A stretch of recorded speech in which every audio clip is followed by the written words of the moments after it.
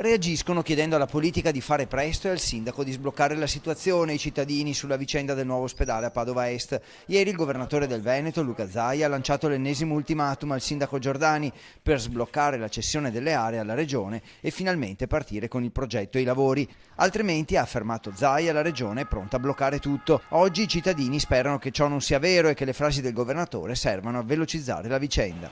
Ma è un modo di spingere. Dopo si vedrà, non penso, perché in effetti serve, perché basta vedere che intasamento che c'è negli ospedali, quindi è utile. Speriamo che comincino a risolvere la questione, perché sarebbe tempo.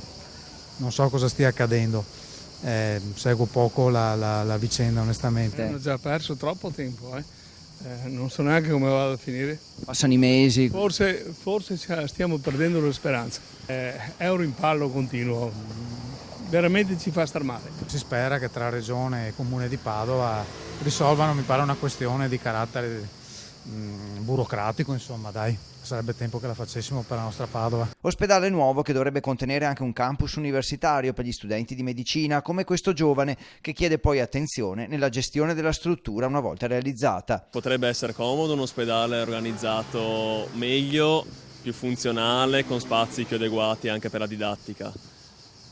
Però, oltre che costruirlo, bisogna amministrarlo. C'è poi chi pensa che continuare a parlare della questione, anzi ancora di più, come cerchiamo di fare noi dando voce ai cittadini, possa sbloccare la situazione. Sicuramente non c'è movimento nell'aria di un cantiere, non c'è una parte neanche mediatica di questo nuovo ospedale, quindi sì. Se ne parla troppo poco anche, dice. Forse sì. Quindi parlandone di più magari si aiuterebbe la politica a decidere più in fretta. Potrebbe essere che ci si smuova maggiormente. Infine c'è chi ha perso ogni riferimento. Volevo chiederlo a lei perché non so dove andare adesso, quindi... Ha qualche notizia lei? No, sfortunatamente no.